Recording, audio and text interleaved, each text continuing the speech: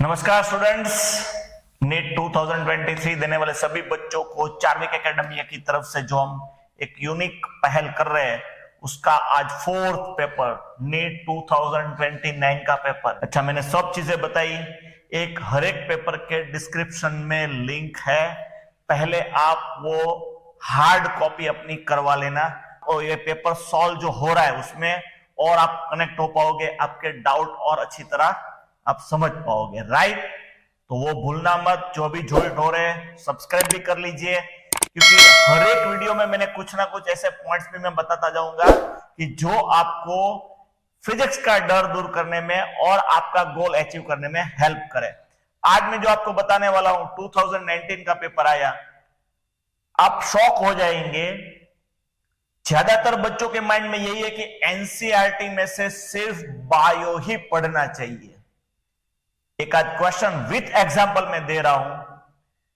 2019, 21, 22 तीन नंबर्स मैंने यहां पे कुछ लिखे हैं। आप हमारे तीनों वीडियो, अब तो ये तीसरा चौथा भी आज आ चुका है, तीनों वीडियो ऑलरेडी है, मतलब ऐसा समझ लीजिए। तो ये नंबर आप पीडीएफ डाउनलोड कर लीजिए और पीडीएफ में ये हमारे नंबर्स है क्वेश्चंस के। राइट, वो आपको मिल जाएंगे। वो तीनों क्वेश्चंस एनसीईआरटी का page number 149, yes, page number 149 और एग्जाम्पल 4.8। माइनर चेंज है लेकिन क्वेश्चन सेम है। इतना डिटेल आपको इसलिए भी हम पूरा चेक करके दे रहे हैं कि आपका डर दूर हो। जो एक कंसेप्ट फैला हुआ है दिमाग में कि फिजिक्स मतलब बाहर से करना चाहिए, नहीं, एनसीईआरटी तो आपको पूरा करना ही चाहिए। मैंने 20 का भी पेपर बताया था कि पूरा थियोरेटिकल पेपर था। तो फिजिक्स के ऐसे बहुत सारे आपको ये 8 वीडियो देखने के बाद जो हम आपको यूनिट वाइज वीडियो देंगे उसमें सारा कुछ आपके डाउट्स, आपके जो भी क्वेश्चंस है, जो आपके मार्क्स कहीं ना कहीं खींच लेता है, वो हम दूर करते जाएंगे। ये आपका कॉन्फिडेंस बढ़ाएगा कि नहीं, ऐसा नहीं है, मुझे फिजिक्स पूरी तरह देखना चाहिए एनसीईआरटी में से भी। हम वहां तक डीप जाने वाले हैं। ये क्वेश्चन आप चेक कर लीजिए। कुछ भी आपको अगर सजेशन है, ऐसा आपको लगता है कि नहीं सर इसको ऐसा भी देखना चाहिए, आपके कुछ भी कमेंट्स वो भी हमें भेजते रहिए, तो हम ज्यादा से ज्यादा आपको जो भी मदद कर सकते हो कर पाए। राइट, और यस, अभी भी चैनल सब्सक्राइब नहीं किए तो चैनल भी सब्सक्राइब कर लीजिए। पिछले वीडियो नहीं देखे तो खास करके वो सारे वीडियो देख लीजिए। और स्टार्ट में मैंने हर एक वीडियो के साथ जो भी आपको इनपुट्स दिए हैं वो भी आप नोट डाउन करते जाइए, आपको फिजिक्स इजी होता जाएगा। राइट, आज स्टार्ट हो रहा है 2019 का पेपर। ये है हमारा फोर्थ वीडियो। राइट, आगे के वीडियो में आगे मिलेंगे। डन, स्टार्ट हो रहा है 2019। हेलो, आज हम शुरू करने जा रहे हैं 2019 का paper solution. So let's start with the question number 1। The work done to raise a mass m from the surface of the earth to a height h, which is equals to the radius of the earth is work done we have to find। पहले तो ये gravitation में से सवाल आते हैं, तो chapter number हो जाएगा 8, क्लास 11th। अब हमें वर्क एनर्जी थ्योरम से ये पता है कि वर्क डन जो होगा वो डेल्टा यू यानी चेंज इन पोटेंशियल एनर्जी के बराबर होगा। डेल्टा यू को हम लिख सकते हैं यूएफ माइनस यूआई। अब हमें सिचुएशन कुछ ऐसी दी गई है कि एक एम मास को हमें हाइट एच पे ले जाना है, जो कि जिसकी वैल्यू है रेडियस ऑफ अर्थ के जितनी। तो यहाँ से एच हाइट पे ले जाने के लिए हमें कितना वर्क डन लगेगा, तो हमारी फाइनल जो पोटेंशियल एनर्जी हो जाएगी यहाँ की, वो हो जाएगी G minus G M M upon यहाँ पे हमें डिस्टेंस रखना है। डिस्टेंस क्या हो जाएगा 2r, क्योंकि ये हमें सेंटर से लेना होता है, तो ये ऑलरेडी रेडियस प्लस रेडियस, तो ये हो जाएगा 2r, और यहाँ पे इसकी पोटेंशियल एनर्जी जो रहेगी u इनिशियल वो होगी -G अपॉन r यहाँ पे। तो वैल्यू पुट करेंगे, फाइनल की वैल्यू हो जाएगी -Gm upon 2r -Gm upon r। ये प्लस हो जाएगा +1 -1/2, ये हो जाएगा +1/2। तो हमें वर्क डन की वैल्यू मिलेगी Gm अपॉन 2r। अब हमें यहाँ पे स्मॉल g के फॉर्म में ऑप्शंस दिए गए हैं, तो इसको r से multiply as well as r से डिवाइड करना होगा। तो यहाँ से Gm अपॉन r² की वैल्यू को हम लिख सकते हैं small g into r/2। This is our required work done. So our correct answer will be option number 3, 1/2 mgr. Question number 2.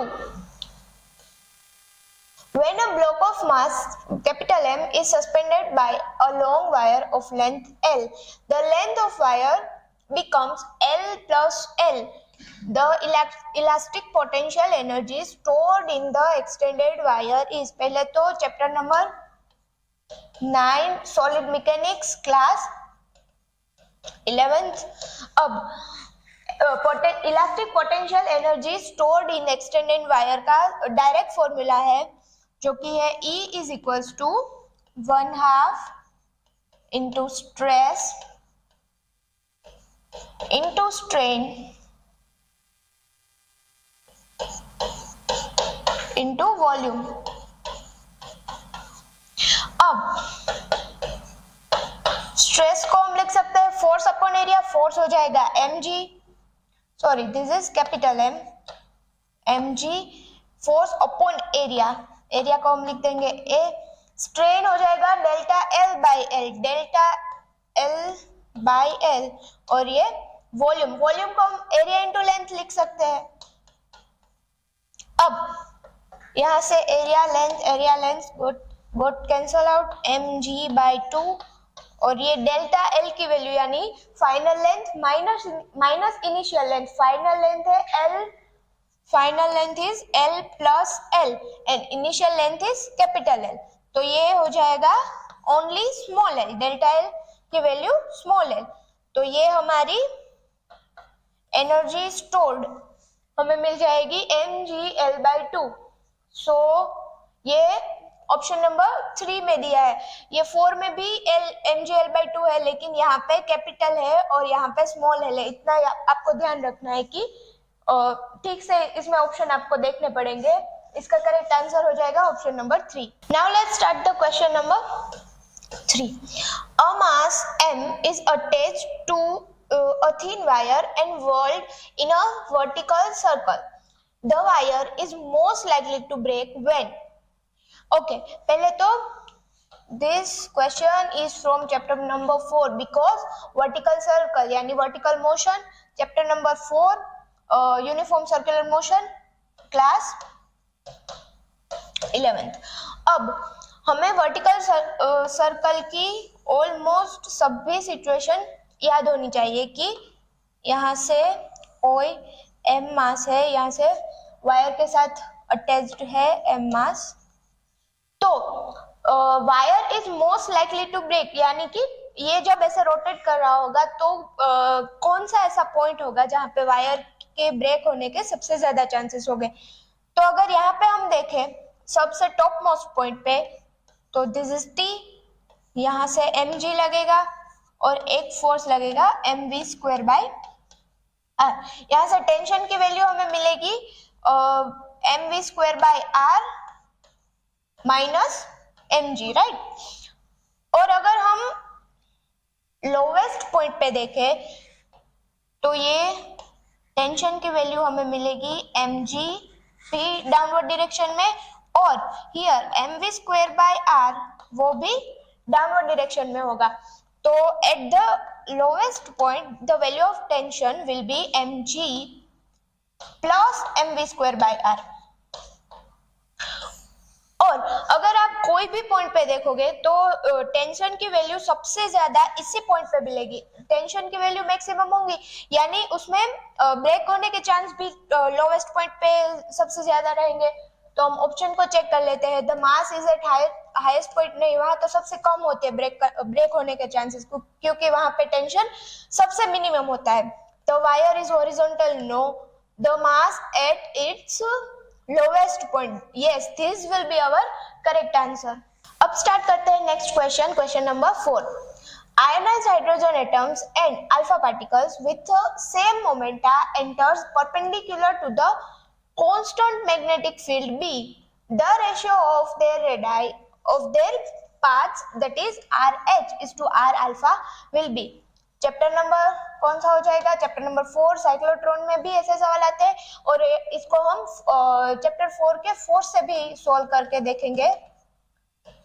पहले तो इसमें रेडियस का वैसे तो सबको फॉर्मूला पता ही होता है, लेकिन हम फिर भी डिराइव कर लेंगे फोर्स से। जब ऐसे वो रोटेट कर रहा होता है तो दो फोर्स लगेंगे, दोनों को इक्वेट कर देंगे, that will be mv² by r is equals to qvd, force due to magnetic field. यहाँ से v कैंसल, r को अगर हम सब्जेक्ट ऑफ फॉर्मूला बनाएंगे तो r की वैल्यू हमें मिलेगी mv by qb। अब हमें रेशियो लेना है, दोनों का मोमेंटा सेम दिया है तो वो तो कैंसिल हो जाएगा, और मैग्नेटिक फील्ड भी कांस्टेंट दी गई है, वो भी कैंसिल हो जाएगी। यहाँ से हम रेडियस को डायरेक्टली ऐसा लिख सकते हैं कि radius will be inversely proportional to charge. अब RH is to R alpha will be Q alpha upon Q hydrogen. Q alpha, let's say पहले तो हम हाइड्रोजन के लिए चार्ज रखे, let's say that is E, then for alpha that will be 2E। यहाँ से हमें रेडियस का डायरेक्ट रेशियो मिल जाएगा 2/1, that is 2:1।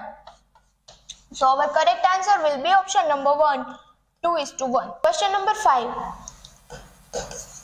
When an object is shot from the bottom of a long smooth inclined plane kept at an angle 60 with the horizontal, it can travel a distance x1 along the plane.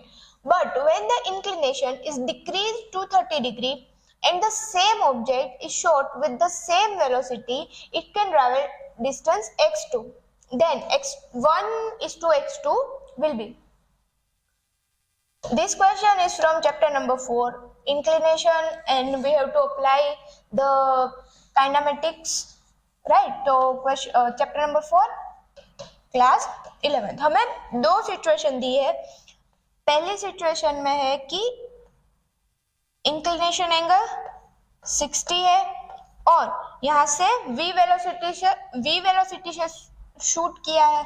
Let's say यहाँ आके object रुक जाएगा तो ये हमारा stopping distance हो जाएगा x1 हमें दिया है, और suppose this height is h1।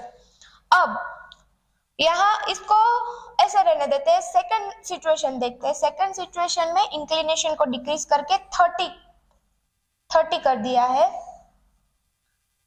Velocity is same, the angle is 30 instead of 60 and अब ये ऑब्जेक्ट मान लो यहाँ आके रुक गया तो ये हमारा स्टॉपिंग डिस्टेंस हो जाएगा x2 और ये हमारी हाइट हो जाएगी h2। अब हमें फाइंड करना है x1 और x2 का रेशियो। तो पहले यहाँ से हम h1 सिंपल हम कंजर्वेशन ऑफ एनर्जी लगा के ही इस क्वेश्चन को सॉल्व कर सकते हैं, क्योंकि दोनों सेम वेलोसिटी से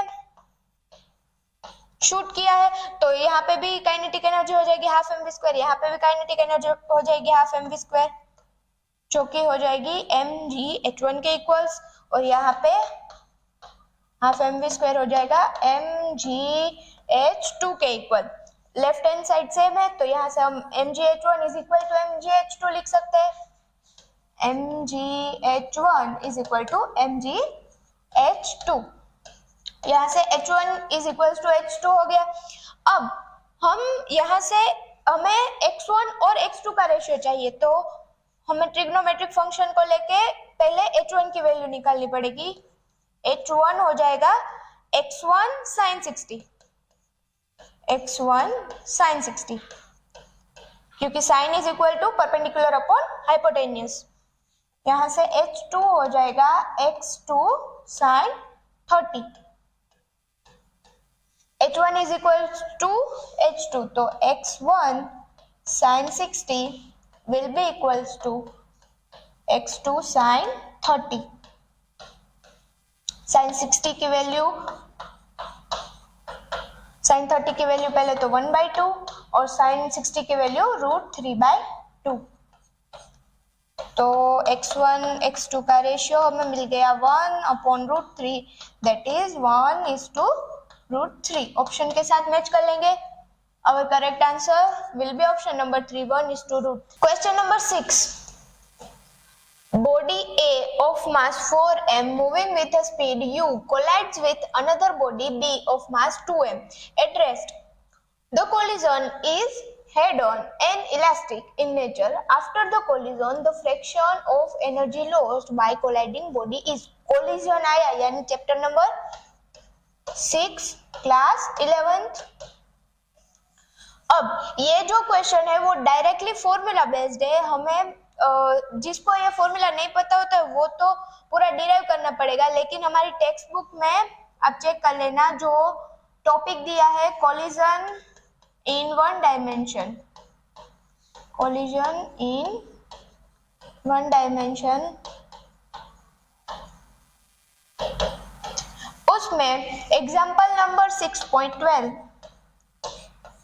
इसके जैसा ही क्वेश्चन है। एग्जांपल नंबर 6.12 उसमें fractional loss of kinetic energy का हमें डायरेक्ट फॉर्मूला दिया है, डेल्टा के E by K E is equals to 4m1 m2 upon m1 plus m2 का होल स्क्वायर। दोनों मास की हमें वैल्यू दी है 4, m1 की वैल्यू 4m, m2 की value 2m, m1 plus m2 4m plus 2m यानी 6m, 6m का होल स्क्वायर यानी 36m स्क्वायर। यहाँ से कैंसिल हो जाएगा और ये हो जाएगा 9, 4 जा 4 2 जा 8, 8/9। डायरेक्ट आंसर आ गया हमारा। करेक्ट आंसर हो जाएगा option number 2, 8/9। Question number 7, alpha particle consist of, इसको हम वैसे तो चैप्टर एटम में भी रख सकते हैं, चैप्टर 13 न्यूक्लियस में भी रख सकते हैं, क्योंकि अल्फा पार्टिकल का बेसिक नॉलेज हमें इस क्वेश्चन के लिए पता होना चाहिए कि अल्फा पार्टिकल एग्जैक्टली क्या होता है। अल्फा पार्टिकल यानी nucleus of helium. Now, in the nucleus of helium, we know there is no electron, 2 proton, as well as 2 neutrons.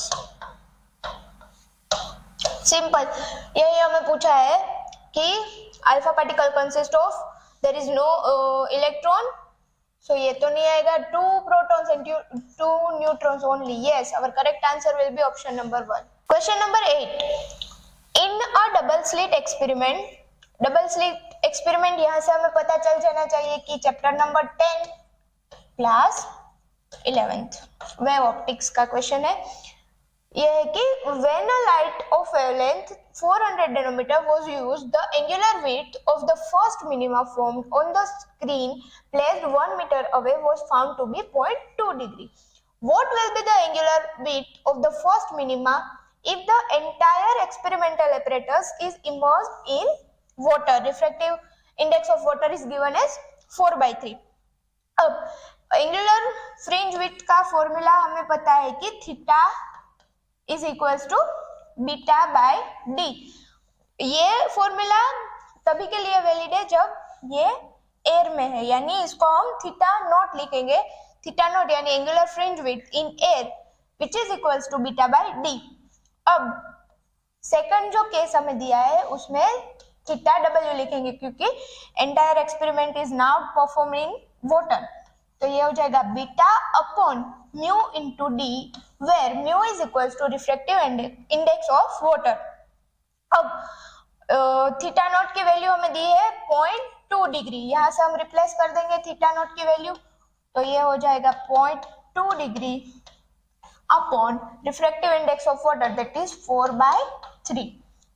यहाँ से 2 और ये 0.1 तो 3/2 यानी 1.5 और ये हो जाएगा 0.15 डिग्री। तो ये हमारे ऑप्शन नंबर 2 के साथ मैच हो रहा है, तो our correct answer will be option number 2। Now question number 9, what it says that in which of the following devices the eddy current effect is not used. पहले तो हमें ये पता होना चाहिए कि what exactly the eddy current is. Eddy current का मतलब जो वेराइंग मैग्नेटिक फ्लक्स की वजह से जो लूप्स क्रिएट होते हैं या फिर चेंजिंग मैग्नेटिक फ्लक्स है या वेराइंग मैग्नेटिक फील्ड की वजह से जो लूप्स क्रिएट होते हैं उसको हम एडी करंट बोलते हैं।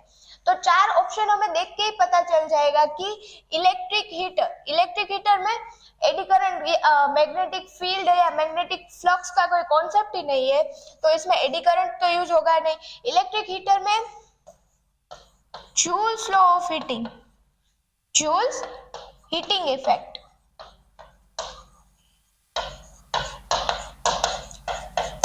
इलेक्ट्रिक हीटर में ये कॉन्सेप्ट यूज होता है, ना कि एडी करंट। बाकी 3 ऑप्शन में इलेक्ट्रिक फर्नेस में भी वेराइंग मैग्नेटिक फील्ड की वजह से होता है, मैग्नेटिक ब्रेकिंग इन ट्रेन और इलेक्ट्रोमैग्नेटिक, इसका तो मतलब इसमें तो एडी करंट यूज होता है। तो our correct answer will be option number 4, electric heater में एडी करंट यूज नहीं होता। Question number 10, the speed of swimmer in still water is 20 metre per second. The speed of the river water is 10 meter per second and it is flowing due east. If he is standing on the south bank and wishes to cross the river along the shortest path, the angle at which he should make his strokes with respect to north is given by। इस type के question, river man वाले question हमें chapter number 4 class 11th में देखने को मिलते हैं। यहाँ पे हमें शॉर्टेस्ट पाथ दिया है, पहले तो हम डायग्राम ड्रॉ कर लेंगे। ऐसे टाइप के क्वेश्चन में सबसे पहले यही करना है, डायग्राम ड्रॉ करना है। ये velocity of river due east, ये हो जाएगा ईस्ट, ये हो जाएगा वेस्ट, ये नॉर्थ, ये साउथ।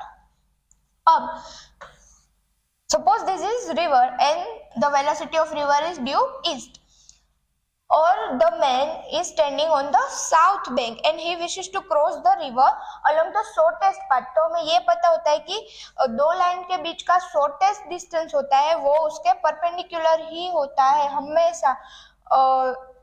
शॉर्टेस्ट डिस्टेंस में परपेंडिकुलर ही लेना होता है। तो यहाँ पे रिवर की वेलोसिटी ड्यू ईस्ट है, तो इसको ड्यू वेस्ट चलना पड़ेगा, इस डायरेक्शन में चलना पड़ेगा, मेकिंग एंगल थीटा। अब हमें ये दिया है 10 metre per second, VR is 10 metre per second and V man is speed of swimmer is 20 metre per second. तो ये जब ऐसे चलेगा, रिवर की वेलोसिटी ऐसे है, तो इसकी नेट जो रिजल्टेंट वेलोसिटी होगी वो उससे उसको शॉर्टेस्ट पाथ में रिवर क्रॉस करने को हो जाएगी, राइट। तो यहाँ से थीटा की वैल्यू साइन थीटा का फंक्शन हम लगाए तो ये हो जाएगा opposite upon hypotenuse, that is VR by V swimmer। VR is 10 and VM is 20, that is 1/2। तो theta will be sin inverse 1/2, sin inverse 1/2 that is 30 degree, sin 30 is 1/2। So our correct answer is option number 1, 30 degree west। Question number 11, a soap bubble having radius of 1 mm is blown from a detergent solution having a surface tension this, the pressure inside the bubble equals at a point Z0 below the free surface of water in a container, taking G is equals to 10, density of water is this, the value of Z0 is। Soap bubble का question chapter number 10 fluid mechanics class 11।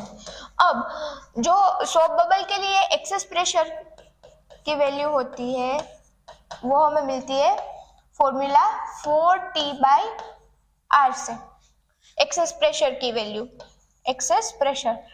और अब जो second हमें दिया है कि pressure inside the bubble equals at the point Z0 below the surface of water in a container, water in a container, वो हो जाएगा गोज प्रेशर, जो कि जिसकी वैल्यू होती है रो जी एच, एच यानी Z0। अब अगर हम टोटल प्रेशर की बात करें तो यहाँ पे टोटल प्रेशर की value let's say P1 that will be equals to P0 plus 40/R, and here the total pressure let's say P2 will be P0 plus rho g Z0। हमें दिया गया है कि pressure inside equals at a point, तो इन दोनों को हमें equal करना पड़ेगा, तो P0 कैंसिल हो जाएंगे, तो यहाँ से हम डायरेक्टली लिख सकते हैं कि 4T/R which is equals to rho g Z0। Z0 की वैल्यू हमें निकालनी है, वो हो जाएगी 4T/R रो जी। 4 इंटू टेंशन की वैल्यू है 2.5 into 10 to the power minus 2, R radius की वैल्यू है 10 to the power 1 mm यानी 10 to the power minus 3 metre, rho 10 to the power 3 and the value of G is 10।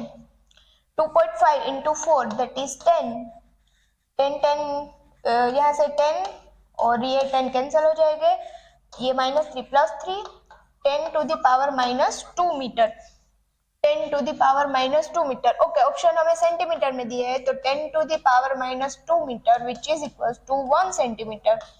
So our correct answer will be option number 3, 1 centimeter। Question number 12, which color of light has longest wavelength? ये electromagnetic waves, chapter number 8 class 12। अब हमें visible light की जो सभी की मतलब ये जो विबग्योर है उसमें as we move from bottom to top the energy will increase,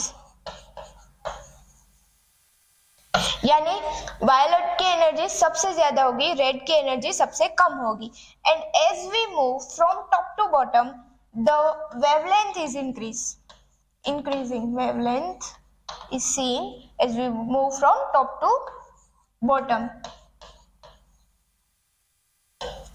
तो हमें लॉन्गेस्ट वेवलेंथ पूछी है, तो लॉन्गेस्ट वेवलेंथ हो जाएगी रेड की। So our correct answer will be option number 1 red। Question number 13, a disc of radius 2 meter and mass 100 kg rolls on a horizontal floor. Its center of mass has speed of 20 centimeter per second. How much work is needed to stop it? This question is from chapter number 7 class 11th rolling motion। अब एक disc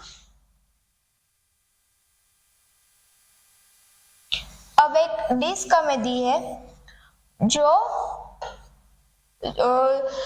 इसमें हमें work done की value find करनी है rolling की वजह से। तो वर्क एनर्जी थ्योरम से हम लिख सकते हैं कि work done is equals to delta E. अब डेल्टा ई, तो डेल्टा ई हो जाएगा फाइनल एनर्जी माइनस इनिशियल। तो हमें how much work is needed to stop it यानी जो फाइनल वेलोसिटी हो जाएगी वो 0 हो जाएगी, तो फाइनल एनर्जी तो 0 हो गई, तो हमें सिर्फ इनिशियल की वैल्यू फाइंड करनी है। तो काइनेटिक एनर्जी हम लिखे तो काइनेटिक एनर्जी टोटल लिखनी पड़ेगी हाफ mv² प्लस रोलिंग की वजह से जो एनर्जी होगी हाफ I ओमेगा स्क्वायर। वो भी हमें लिखनी पड़ेगी। डिस्क के लिए आई की वैल्यू होती है mr²/2। अब यहां से हम वर्क डन की वैल्यू लिख सकते हैं half mv² plus half I की वैल्यू है mr²/2 और वेलोसिटी ओमेगा की वैल्यू हमें नहीं दी है, लेकिन ओमेगा को हम लिख सकते हैं v/r। तो ओमेगा स्क्वायर की वैल्यू हो जाएगी v²/r²। यहाँ से हम हाफ mv² को हाफ mv² प्लस 1/4 mv², तो ये हो जाएगा 3 mv²/4। अब हमारे पास मास और वेलोसिटी की वैल्यू हमें दी गई है। मास की वैल्यू है 100 kg, वेलोसिटी की वैल्यू है 20 centimetre per second. Velocity is 20 centimetre per second, we have to convert it into metre per second. तो ये हो जाएगा 20 इंटू 10 टू द पावर -2 उसका स्क्वायर, तो 400 इंटू 10 टू द पावर -4।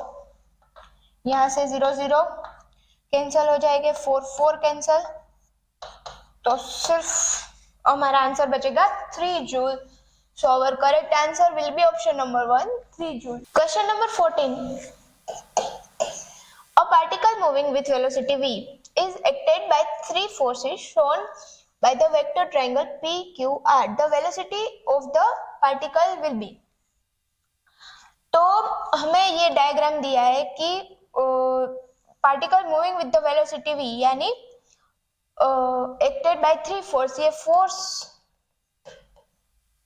का वेक्टर हमें दिया है। तो पहले तो हम इस डायग्राम में देखें तो कोई भी फोर्सेस मतलब मल्टीपल फोर्सेस अगर क्लोज लूप बना रहे और डायरेक्शन भी सेम है तो इसका नेट फोर्स हमें मिलेगा F net विल बी 0। और यहाँ पे क्लोज लूप क्लोज ट्राइंगल है और डायरेक्शन भी सेम है, तो F net 0 होगा। F net 0 यानी फोर्स को हम न्यूटन्स लॉ से लिख सकते हैं dp/dt, dp/dt। और p यानी मोमेंटम को हम लिख सकते हैं mdv, और ये dp/dt यानी mdv/dt। तो इसकी वैल्यू नेट फोर्स की वैल्यू हमें 0 मिल गई, तो यहाँ से हम कह सकते हैं कि dv/dt differentiation of v with respect to time 0 है, तो वेलोसिटी विल बी कांस्टेंट, क्योंकि कांस्टेंट का डेरिवेशन 0 होता है। तो इसमें हमने ये फोर्स का dp/dt rate of change of momentum ये वाला लॉ हमें कौन सा चैप्टर में मिलता है? Chapter number 5 class 11th। And our correct answer for this question will be option number 3, that velocity will remain constant. Question number 15. The displacement of a particle executing simple harmonic motion. Simple harmonic motion, chapter number 14, class 11. Okay. Now what is the question? The displacement of the particle executing SHM is given by this equation. Then the amplitude of its oscillation is given by, ये simply formula based question है। Resultant amplitude let's say RA का formula है a² plus b² plus 2ab cos theta. अब यहाँ पे जो ये a0 है, a0 is constant with respect to time, क्योंकि a0 में टाइम का फंक्शन नहीं है। और अब हम इसमें थीटा क्या लेंगे? Theta here is sine and cos, so the phase difference will be π/2, तो ओवर थीटा विल बी π/2। तो ये हो जाएगा a² plus b² plus 2ab cos theta. cos π/2 is 0, तो ये तो 0 हो गया, तो our answer will be √a² plus b²। Option के साथ मैच कर लेंगे तो हमारा आंसर हो जाएगा option number 2, √a² plus b²। Question number 16. Two particles A and B are moving in uniform circular motion. Uniform circular motion यानी chapter 4 class 11. Uniform circular motion in a concentric circles of radii RA and RB with speed VA and VB respectively. Their time period of rotation is same. The ratio of angular speed of A that of B is, first of all, angular velocity. Angular velocity यानी omega. Omega को हम लिख सकते हैं 2 pi by T. तो for omega 1 that will be 2 pi by T, omega A 2 pi by T, and for omega B it is 2 pi by TB. We have to find the ratio of omega A is to omega B. Then it will be 2 pi by TA upon 2 pi by TB. 2 pi cancel. It will become TB by TA. Now we have given that the time period of rotation is same. So TA we can write TB as TA and TA is equal to TB. So they both got cancel out and the answer will be 1. So our answer will be option number 4. 1 is to 1. Question number 17. Two similar thin equiconvex lenses of focal length f each are kept coaxially in contact with each other such that the focal length of the combination is f1. When the space between the two lenses is filled with the glycerine which has the same refractive index, that is mu is equals to 1.5 as that of glass, then the equivalent focal length is f2. Now the ratio f1 is to f2 will be, पहले तो question पढ़ के ही हमें पता चल जाएगा कि chapter number 9 class 12 ray optics का क्वेश्चन है. अब हमें जो पहली कंडीशन दी है उसमें दो इक्वी कॉन्वेक्स लेंसेस दोनों की जो फोकल लेंथ है वो f है. तो अब हमें इसकी इक्विवेलेंट फोकल लेंथ निकालनी है. तो उसका फॉर्मूला है that is 1 upon f1. f1 is equivalent focal length is equals to 1 upon f plus 1 upon f. It will be 2 by f. So from here we can write that f1 is equals to f by 2. Now in the second condition we have given that the space between them filled with glycerine.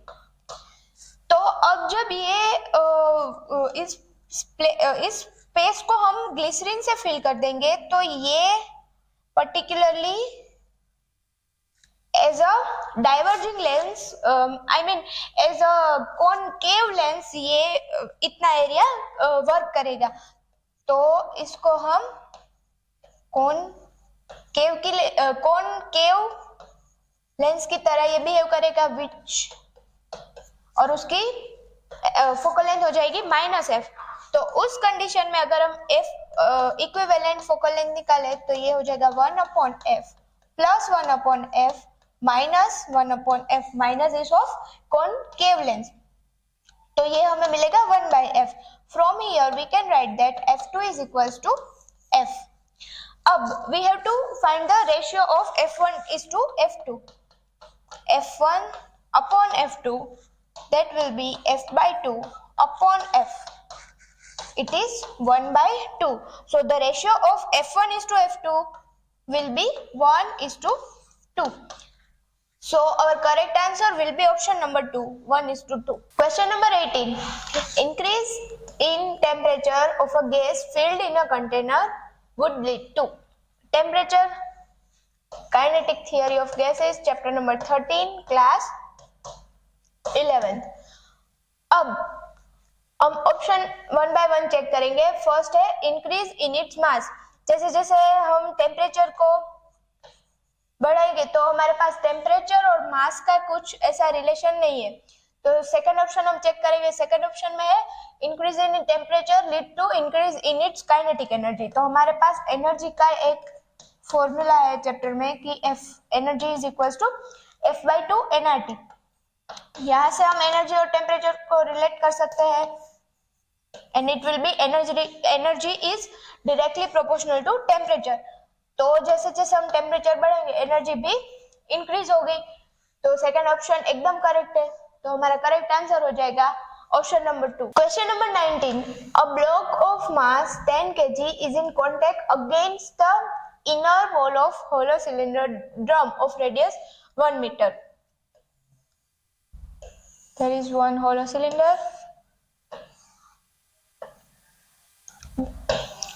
whose radius is 1 meter.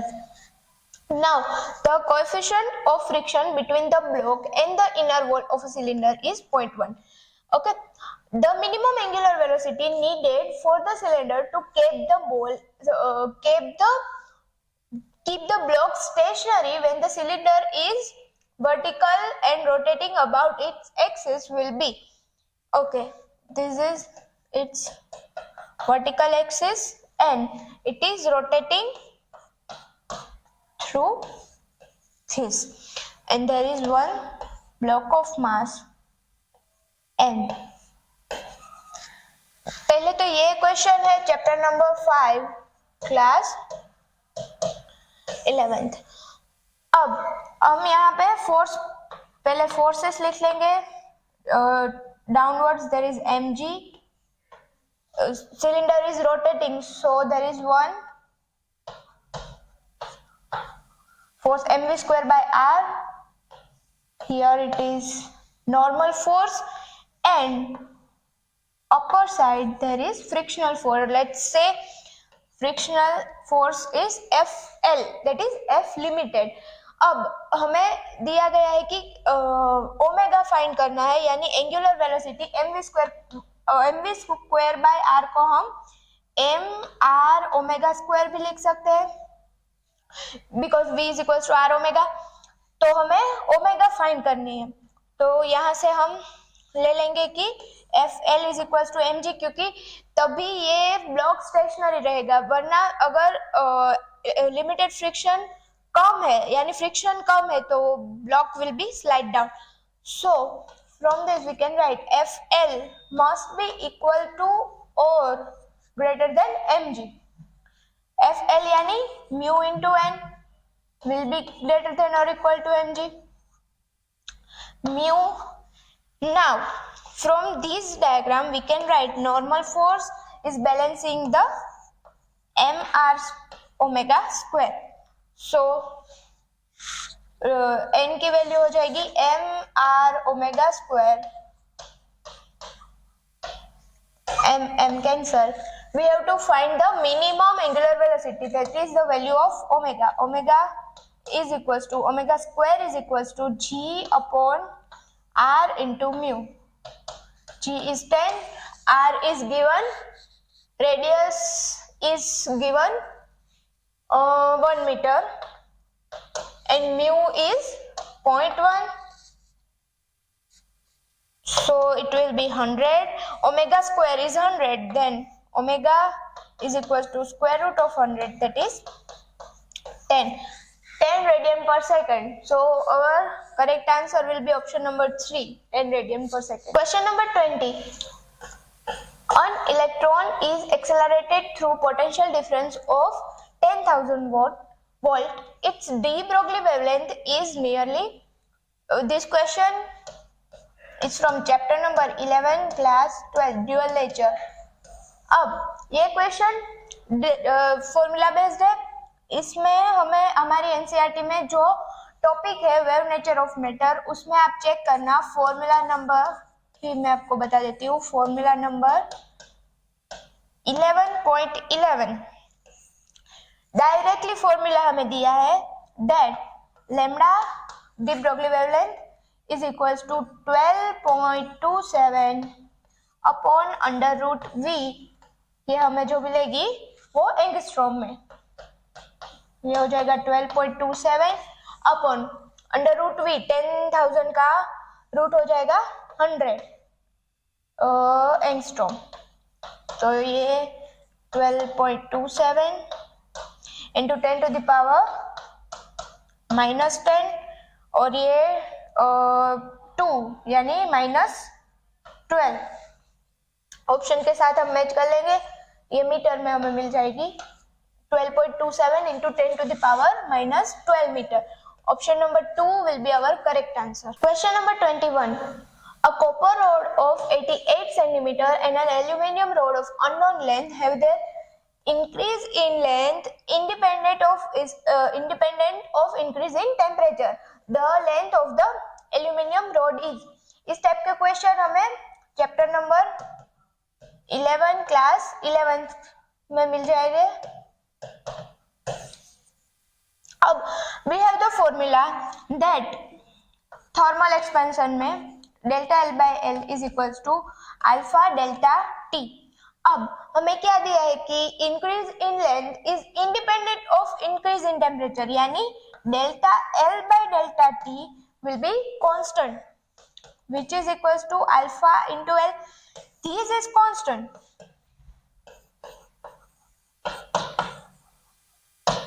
So we can write that alpha 1 L1 will be equals to alpha 2 L2. Alpha 1 यानी alpha copper is 1.7 into 10 to the power -5. Length of copper rod is 88 centimeter and the option is also in centimeter, so we have to put it as it is. Alpha 2 यानी alpha aluminium is 2.2 into 10 to the power -5 and we have to find the length of aluminium rod. From this we can write the length of aluminium rod is 1.7 into 88 upon 2.2 यानी 1.788 upon 2.2. This is 40, 17 4s are 68 centimeter.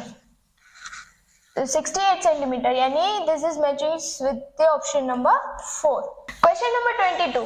Pick the wrong answer in the context with the rainbow. Rainbow यानी chapter number 9 class 12. अब हमें rainbow की मतलब correct wrong answer pick करना है in the context with the rainbow. पहला statement है when the light rays undergo two internal reflections in the water drop, the secondary rainbow is formed. This statement is absolutely correct. हमें हमारे NCERT में rainbow का topic है, उसमें ये line दी है. Second statement is the order of colours is reverse in the secondary rainbow. ये भी स्टेटमेंट करेक्ट है. अब थर्ड स्टेटमेंट में क्या है कि an observer can see a rainbow when his front is towards the sun. Suppose this is the rainbow and we know that the rainbow is formed in the opposite direction of the sun. So if we want to see the rainbow, then our head is towards the rainbow, not towards the sun. Third statement में हमें ये दिया है कि an observer can see a rainbow when his front is towards the sun, यानी हम इस side face करके खड़े रहेंगे तो हमें रेनबो नहीं दिखेगा. तो थर्ड स्टेटमेंट इज इनकरेक्ट और हमें इनकरेक्ट ही फाइंड करना है. तो our correct answer will be option number 3. Question number 23. A body weighs 200 newtons on the surface of the earth. How much will it weigh halfway down the center of the earth? First of all, this question is from chapter number 8 class 11th. Gravitation का question है. हमारे पास g8 depth का direct formula है, that is g at depth is equals to g1 minus d by r. अब we have to find the weight, so we have to multiply both sides. m g at depth is equal to mg हमें दिया है 200. d की value है halfway down to the center of the earth यानी r by 2 और ये r 1 minus 1 by 2 that is 1 by 2. So mg D is equals to 200 into 1 by 2, that is 100 Newton. So our correct answer will be option number 4, 100 Newton. Question number 24. 6 similar bulbs are connected as shown in the figure with a DC source of EMF E and 0 internal resistance. The ratio of power consumption by the bulbs when first case all are glowing and second case in the situation when 2 from section A and 1 from section B are glowing will be. Question is from chapter number 3, class 12. We have two conditions. In first condition, all bulbs are glowing and we have to find the ratio of their power. So power का formula क्या हो जाएगा? Power is equals to V square by R. In first case, the R equivalent will be these three are in parallel and these three are also in parallel and they both are in series. So we can write इन तीनों का हो जाएगा R by 3 R. तो R by 3 plus similarly इन तीनों का भी हो जाएगा R by 3. It is 2R by 3. तो power in first case will be V square upon 2R by 3. Now in second case we have given that 2 from section A yani 2 from section A and 1 from section B. So our diagram will be like this and R. इन दोनों का R by 2 plus R by 2 plus R यानी 3R by 2. तो power in second case will be V square by 3R by 2. Now we can take the ratio P1 upon P2 is equals to ये हो जाएगा 3R. V square cancel. P1 upon P2 is equals to 3 by 2 into 3 by 2 यानी 9 by 4 and it matches with the option number 2. So our correct answer will be option number 2, 9 by 4. Question number 25. For a p-type semiconductor, which of the following statement is true? Okay, this is the easiest question of the entire paper. Chapter number 14, class 12. We all know that in p-type, holes are the majority charge carrier and trivalent atoms are dopant. तो correct answer हो जाएगा option number 2. Question number 26. Average velocity of a particle executing SHM in one complete vibration. SHM यानी chapter number 14 class 12.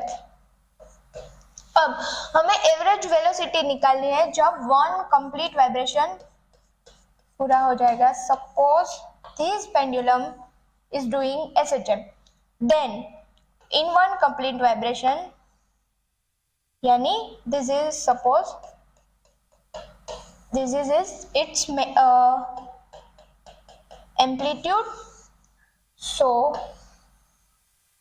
in one complete vibration the pendulum is at its mean position, right? So in one complete vibration total displacement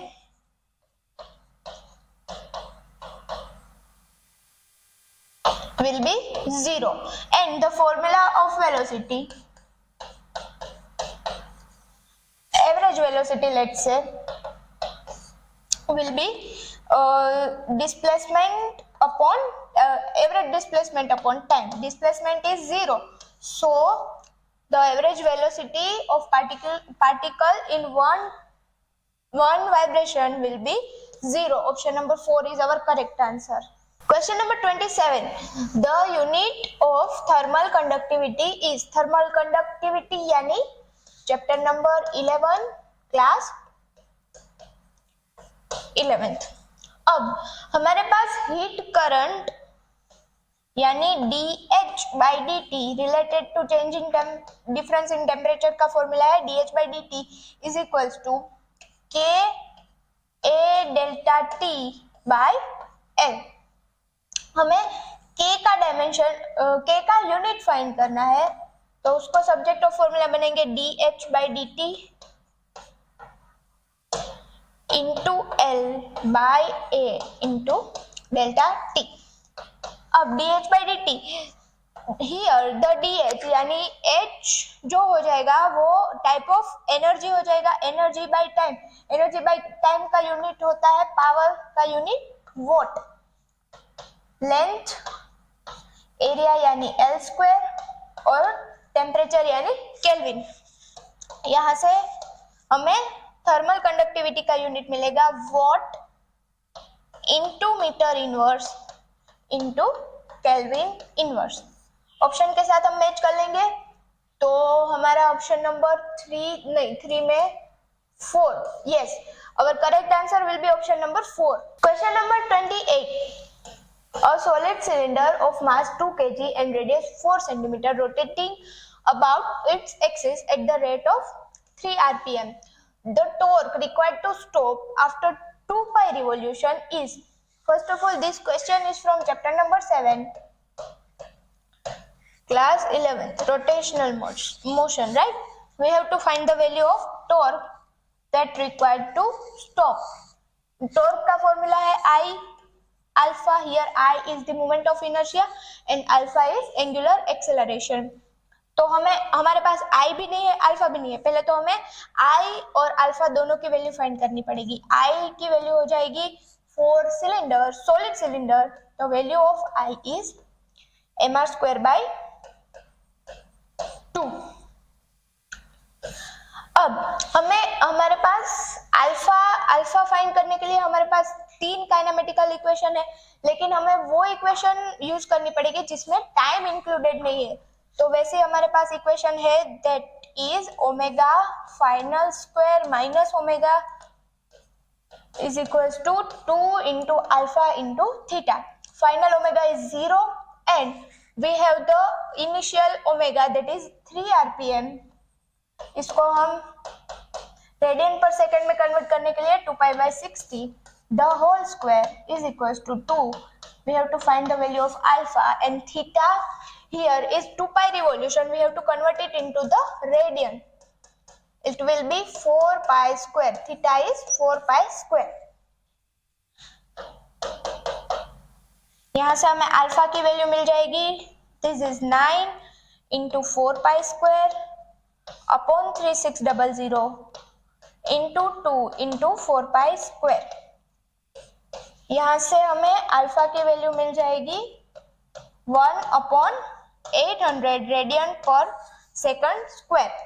अब हम I की value है mr square by 2 and the value of alpha is 1 upon 800। Mass is given 2 kg, radius is 4 centimetre, we have to convert it into the metre.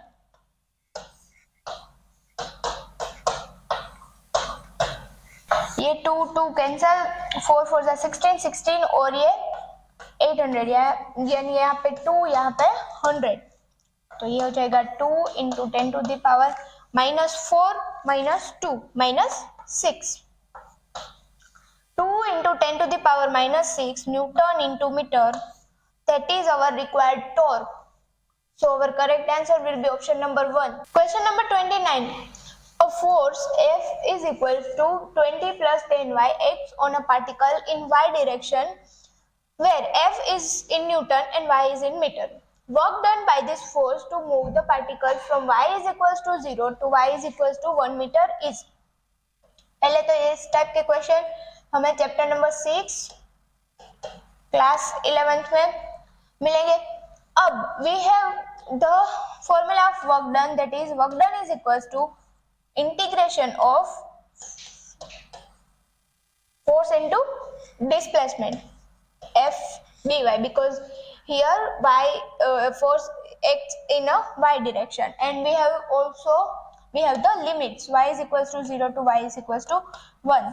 force is 20 plus 10y into dy। अब हमें इसमें सिर्फ integration करना है और हमारा answer आ जाएगा 20 का इंटीग्रेशन 20y प्लस 10y का 10y स्क्वायर बाय 2। 0 to 1, 0 रखेंगे दोनों में 0 आएगा, सिर्फ हमें 1 ही रख के आंसर निकाल लेना है। ये हो जाएगा 5, 5 1 का स्क्वायर 1, 5 1 जा 5, यानी 20 plus 5 that is 25 joule. So our correct answer will be option number 3, 25 joule. Question number 30. Which of the following acts as a circuit protecting device? ये हमारे घर में हम सबको पता होता है कि हम जो फ्यूज लगाते हैं वो एज अ प्रोटेक्टिंग डिवाइस लगाते हैं, क्योंकि फ्यूज में हम जो वायर यूज करते हैं वो लो मेल्टिंग पॉइंट के वायर यूज करते हैं, यानी जब हेवी करंट फ्लो होगा तो वो मेल्ट हो जाएगा ड्यू टू हीटिंग एंड वो आगे की सर्किट को प्रोटेक्ट करेगा। तो इसका सही आंसर हो जाएगा option number 4। Question number 31। In the circuit shown below, the readings of voltmeters and ammeters will be chapter number 4 class 12th. We have to find the reading of voltmeter as well as ammeter। पहले तो यहाँ पे हमें ये पता होता है कि वोल्टमीटर हैव इनफाइनाइट रेजिस्टेंस। तो यहाँ से दोनों में, यहाँ से जब करंट जाएगा तो यहाँ पे तो इनफाइनाइट रेजिस्टेंस है, तो सारा करंट यहाँ से जाएगा और यहाँ पे भी सेम उसी तरह होगा क्योंकि यहाँ पे वोल्टमीटर है। तो I1 और I2 की वैल्यू हमें सेम मिलेगी क्योंकि यहाँ पे भी 10 ओम और वोल्टेज भी सेम है, तो V is equals to IR, I is equals to V by R। यहाँ से हम ये कह सकते हैं कि I1 is equals to I2, तो दो ऑप्शन हम एलिमिनेट कर देंगे। फिर अब हम वोल्टमीटर के लिए देखेंगे, तो यहाँ पे जो वोल्टमीटर का इनफाइनाइट रेजिस्टेंस है, यहाँ पे रेजिस्टेंस है इनफाइनाइट प्लस 10, इसको हम ऑलमोस्ट इनफाइनाइट लिख सकते हैं, infinite plus 10 that is infinite. अब करंट दोनों का सेम है और रेजिस्टेंस भी ऑलमोस्ट दोनों का सेम है, ऊपर का 10 है और यहाँ पे इनफाइनाइट और यहाँ पे 10 और यहाँ पे 10 plus infinite which is almost infinite. तो हम यहाँ से ये भी कह सकते हैं कि करंट सेम है, रेजिस्टेंस सेम है दोनों में, तो वोल्टेज भी सेम ही रहेगा, तो V1 will be also equals to V2। तो हमारा करेक्ट आंसर हो जाएगा option number 3, V1 is equals to V2 as well as I1 is equals to I2। Question number 32. A hollow metal sphere of radius r is uniformly charged. The electric field due to the sphere at the distance r from the center. First of all, this question is from chapter number 1 class 12। हमें हमारी NCERT में इसके related एक graph दिया है कि होलो sphere के लिए इलेक्ट्रिक फील्ड और डिस्टेंस का graph, on x axis distance and on y axis electric field. तो ये ग्राफ हमें कुछ ऐसा मिलता है फॉर होलो स्फीयर, यानी E inside is 0 up to radius r is equals to r के लिए हमें मैक्सिमम मिलता है, और फिर हम जैसे r ग्रेटर देन r जाएंगे तो electric field will be inversely proportional to r square, और इनसाइड में E is equals to 0 for r less than r। और हमें स्टेटमेंट के फॉर्म में पूछा है, तो हम देख लेंगे फर्स्ट ऑप्शन में increases as r increase for r and for no this is wrong, 0 as r increase for r and decrease as r increase for, yes this is our correct statement, so correct answer is also option number 2। Question number 33. At a point A on the earth's surface the angle of dip delta is equals to plus 25 degree. At point B on the earth's surface the angle of dip is minus 25 degree. We can interpret that. इस type के question हमें chapter number 5 class 12th.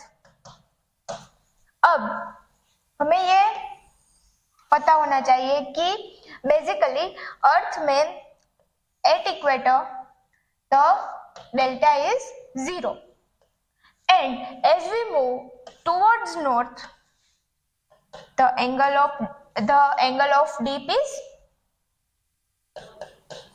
positive in the northern hemisphere, and as we move towards south that means in southern hemisphere the angle of dip is negative.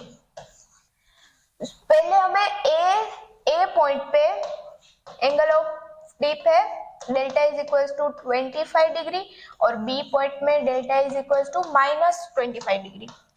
ये plus 25 ये minus 25. तो हम ये interpret कर सकते हैं कि ए जो पॉइंट है वो नॉर्दर्न हेमिस्फीयर में होगा और बी जो पॉइंट है वो साउदर्न हेमिस्फीयर में होगा. तो यहाँ से हम मैच कर लेंगे ऑप्शन में. A and both are located in northern, no. A is located in southern, no. A is located in northern hemisphere and B is located in the southern hemisphere. So our correct answer will be option number 3. Question number 34. The total energy of electron in an atom in an orbit is minus 3.4 electron volt.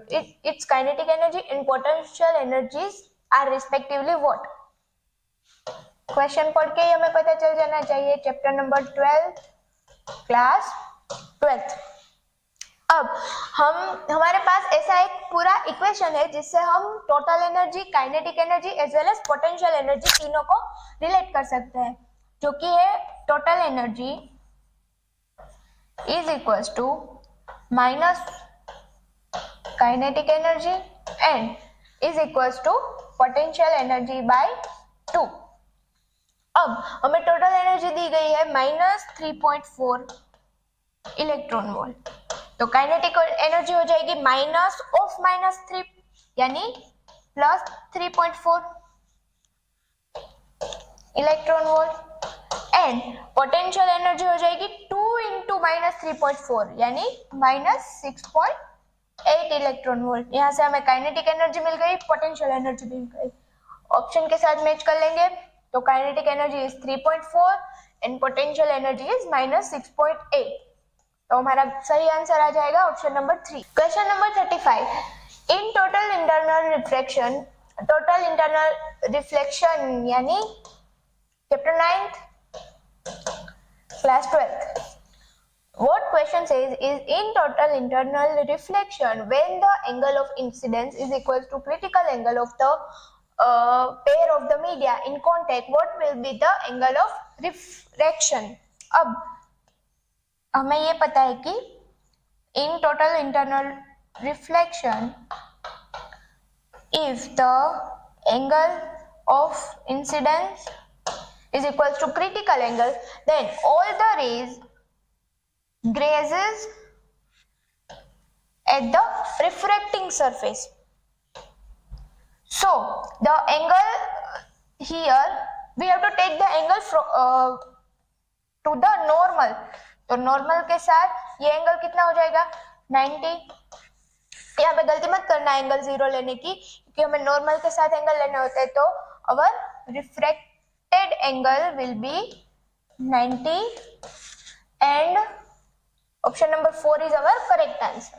Question number 36.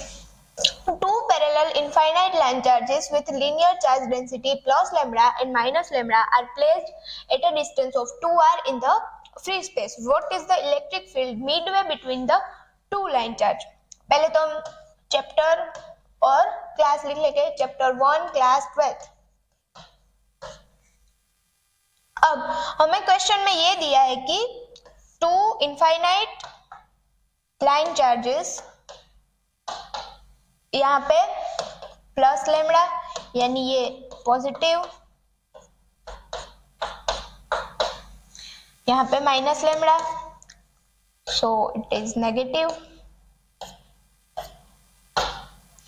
अब हमें ये पूछा है कि इन दोनों के बीच का distance है 2r, हमें एट अ डिस्टेंस r यहाँ पे हमें नेट इलेक्ट्रिक फील्ड निकालनी है, ई नेट।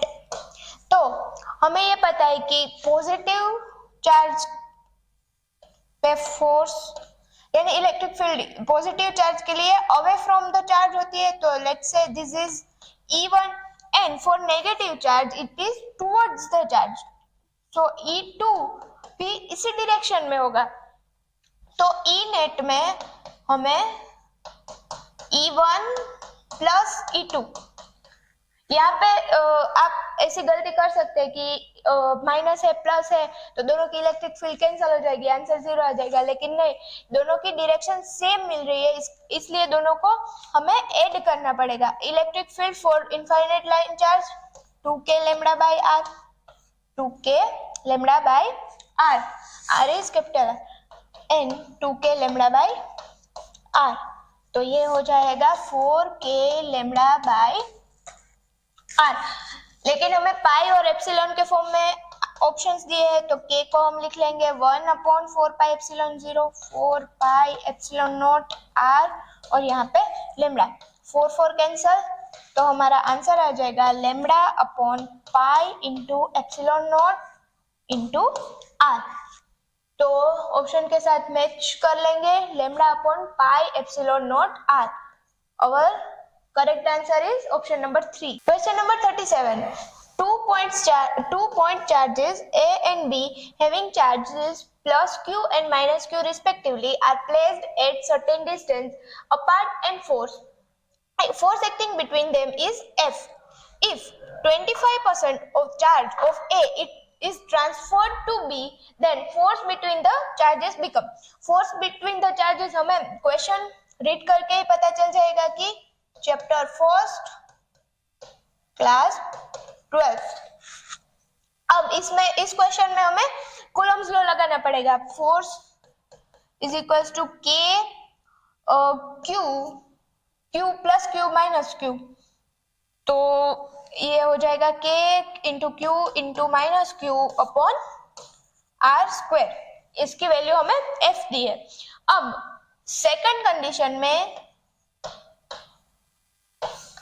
25% चार्ज A से B में ट्रांसफर हो रहा है, A का चार्ज है प्लस Q, B का चार्ज है माइनस Q।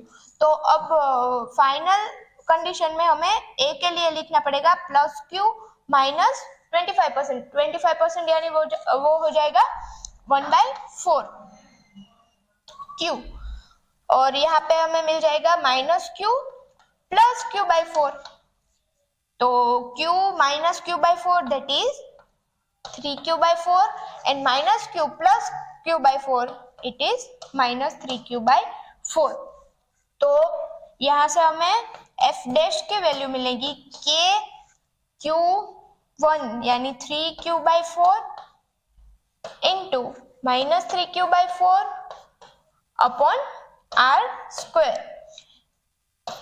यहाँ से minus k q upon r square को हम f लिख सकते हैं, यहाँ पे भी माइनस है, यहाँ पे भी माइनस है, q k r स्क्वायर, इन सबको हम f लिख सकते हैं, और ये हो जाएगा 3 3 जा 9, 4 4 जा 16। तो हमें f डैश की वैल्यू मिल गई, f dash is equals to 9/16f and it is matching with the option number 2. So our correct answer for this question will be option number 2. Question number 38. A small hole of area of cross section 2 mm square is present near the bottom of a fully filled open tank of height 2 meter. Taking G is equal to 10 meter per second square. The rate of flow of water through the open hole would nearly be. Rate of flow of water. Chapter number 10, class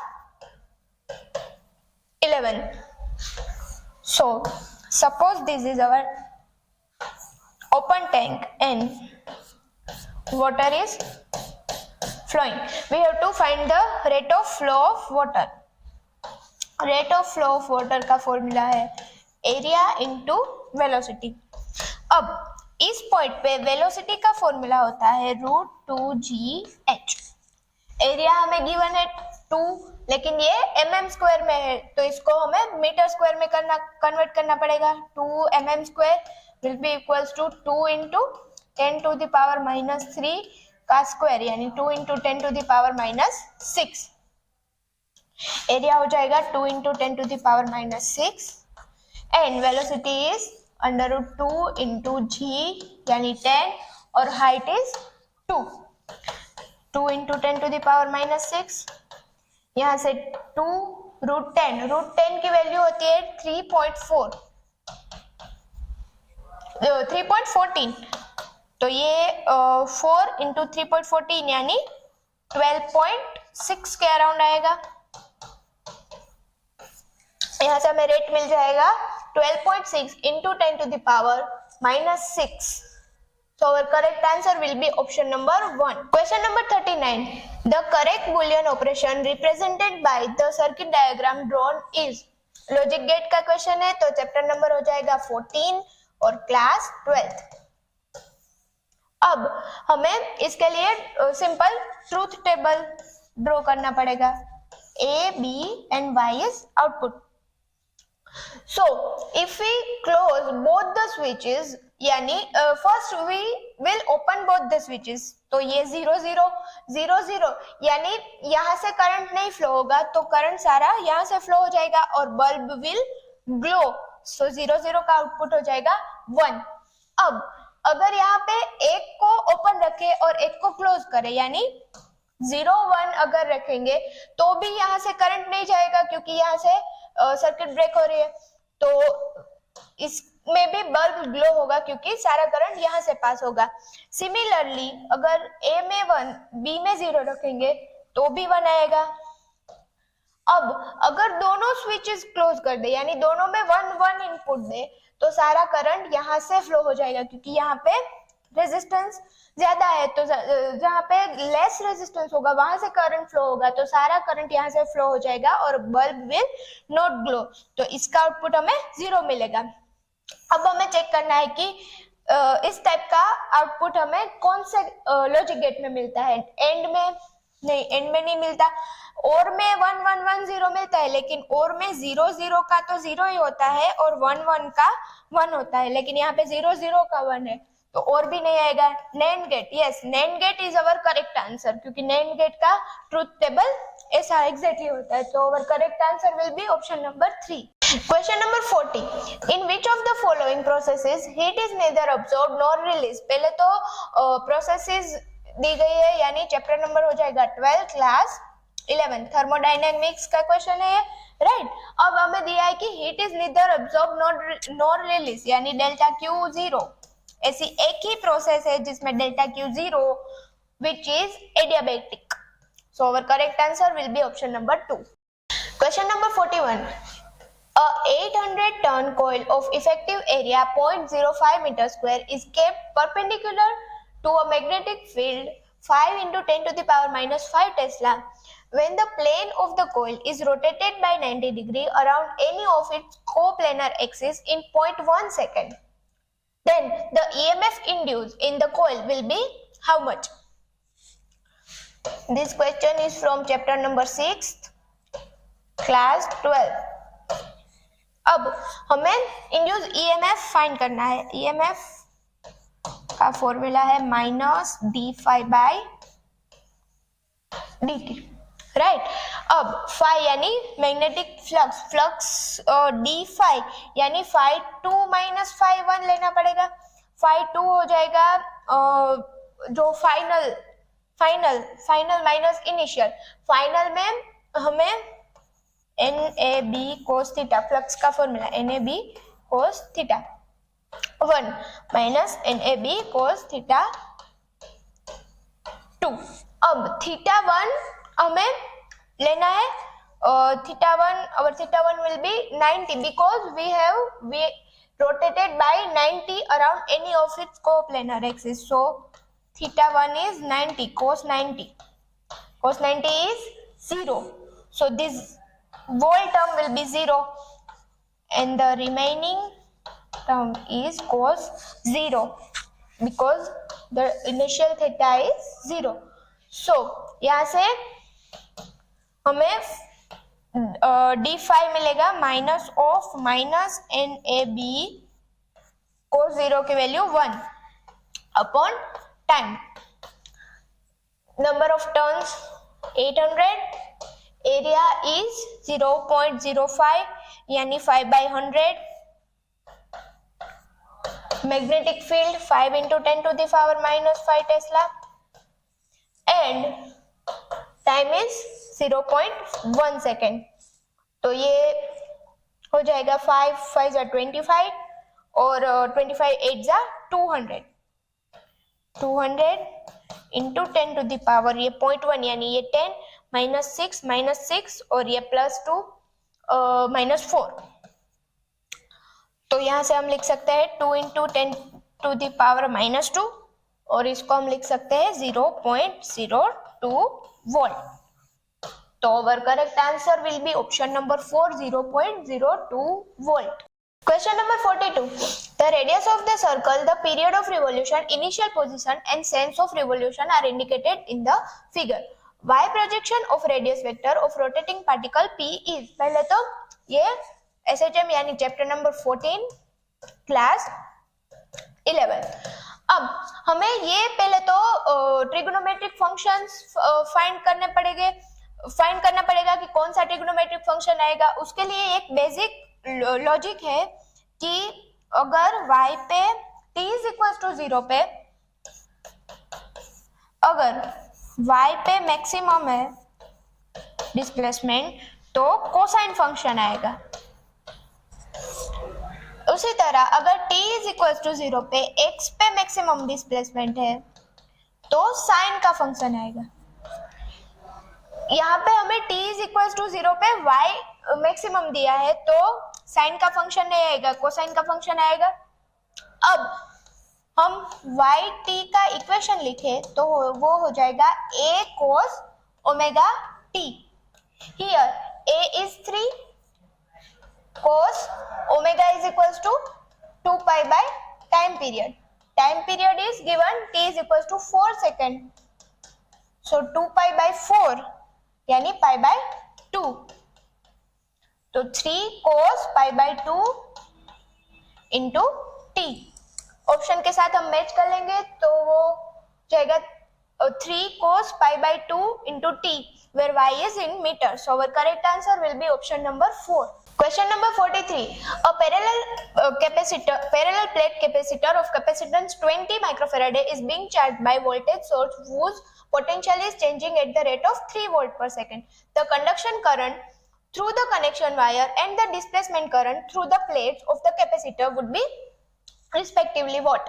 parallel plate capacitor भी है और displacement current भी है। तो chapter number 8 भी displacement current के लिए बोल सकते हैं और चैप्टर नंबर 2 हम पैरेलल प्लेट कैपेसिटर के लिए बोल सकते हैं। पहले तो इस केस में हमें पढ़ के ही पता चल जाएगा कि डिस्प्लेसमेंट करंट और कंडक्शन करंट दोनों सेम होंगे, राइट। तो जिसमें अलग अलग दिए हैं वो दो ऑप्शन हम एलिमिनेट कर देंगे। अब हमें करंट चाहिए तो Q is equal to C into V, ये हम लिख सकते हैं। अब dq by dt करेंगे तो हमें वैल्यू ऑफ करंट मिलेगी C into dv by dt, क्योंकि हमें dv by dt गिवन है। C कैपेसिटेंस की वैल्यू है 20 माइक्रोफैराड है, 20 into 10 to the power -6 into dv by dt that is 3। 23 are 60 into 10 to the power -6। So इसको हम लिख सकते हैं 60 micro ampere. So our correct answer will be option number 2, 60 micro ampere. Question number 44. In an experiment, the percentage of error occurred in the measurement of physical quantities A, B, C and D are 1%, 2%, 3% and 4% respectively. Then the maximum percentage of error measurement x where x is equal to this will be error का question यानी chapter number 2 class 11th. अब for the percentage error we have delta x by x into 100 ये करना होगा। अब हमें equation ये दी है तो उसके लिए हम लिखेंगे 2 delta a by a into 100 plus 1/2 power को मल्टीप्लीकेशन में लिखना होगा इंटू 100। अब जो डिवाइड में हो गए वो भी प्लस ही हो गए, उसको माइनस मत करना वरना आंसर गलत आएगा। 1/3 delta c by C into 100 plus 3 into delta d by D into 100। अब 2 इंटू इसका परसेंटेज हमें दिया है 1% plus 1/2 into 2% plus 1/3 into 3% plus 3 into 4%। तो यह हो जाएगा 2 प्लस 1 प्लस 1 प्लस 4 3 जा 12। तो यह जगह 12 प्लस 4 यानी 16। So our correct answer will be option number 2, 16%. Now question number 45. A cylindrical conductor of radius r is carrying a constant current. The plot of the magnitude of the magnetic field B with the distance d from the center of the conductor is correctly represented by the figure. पहले तो ये chapter और class decide कर लेंगे। अब ये question NEET 2022 के paper में भी है, नीट 2021 के पेपर में भी है और 2019 के भी पेपर में सेम क्वेश्चन पूछा है। और ये हमारी एनसीईआरटी का एक एग्जाम्पल ही है। 2022 के पेपर में वो स्टेटमेंट के बेसिस पे पूछा गया था और 19 और 21 में डायरेक्टली ग्राफ हमें पूछे गए हैं। इसका ग्राफ ऐसा आएगा where r is equals to r पे मैक्सिमम, यहाँ पे r लेस देन r पे directly proportional and for r greater than r it is 1/r²। So graph हम मैच कर लेंगे। Option number 3 will be our correct answer.